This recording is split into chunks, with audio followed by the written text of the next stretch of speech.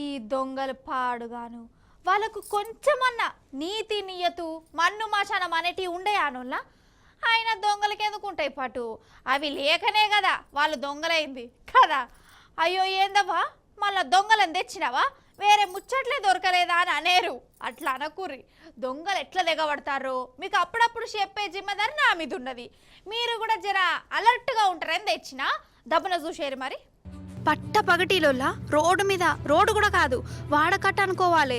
అటిన్లు ఇటిన్లు ఉన్నాయి కదా, అయితే ఒకడు బండి మీద తను చూడు ఇటుకెళ్ళేమో ఒక అక్క నడుచుకుంటూ పోతాంది. అక్కను చూసుడుతోనే బండి ఆపిండు.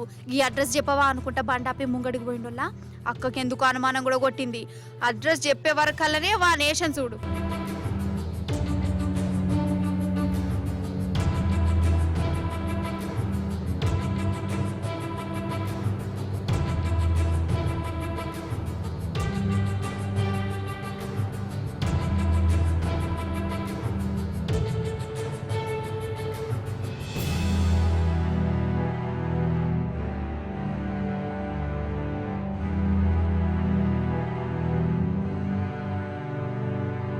వాని దౌడల దగ్గర వాడా వాని కంతిరేషన్ కునవాడెత్తు ఏం మనుషుల వాడు అగో గొలుసు గుంజుకుపోయిండు.